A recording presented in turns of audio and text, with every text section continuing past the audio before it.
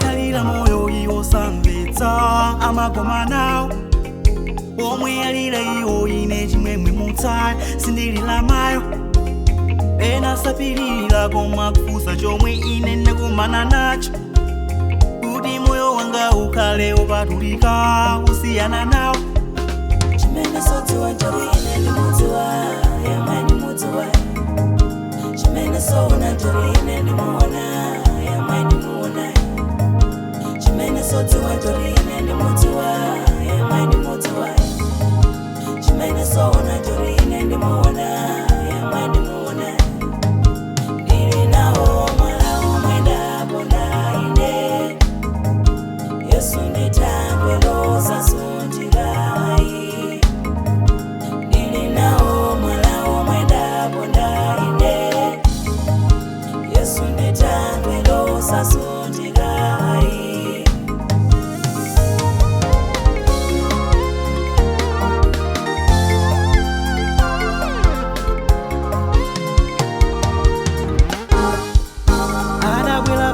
siya ulemelelo kudzapangaza ine mwini moyo wa moyo sunga moyo wanga ni mapangaza iye chembekezo adandipatsa mantha adachotsananga ndiopeso chanu adadzipereka yekha ngati nsembe ya ochimwa anga ndimane chanu iwo sodziwa njoli ine ndimudziwa yemwe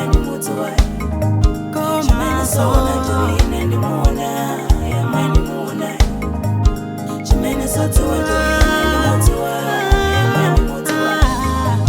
chimene soona njoli ine ndimuona yemwe ndimuona ndili nawo mwala omwe ndaponda ine Yesu ndithandwe losasunthikayi ndili nawo mwala omwe ndaponda ine Yesu ndithandwe losasunthikayi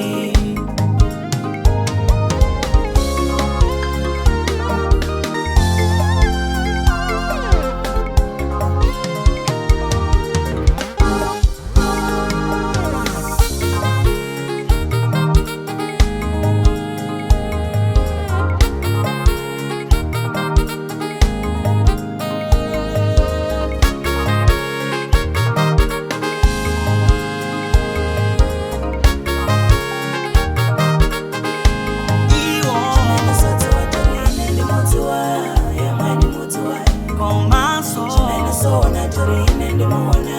yemwe ndimuona chimene sodziwa njoli ine ndimudziwa yemwe ndimudziwa chimene soona njoli ine ndimuona yemwe ndimuona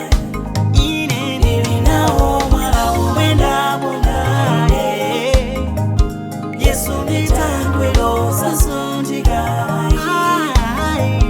ndili nawo mwala omwe ndaponda Yesu ndithandwe losasunthikayi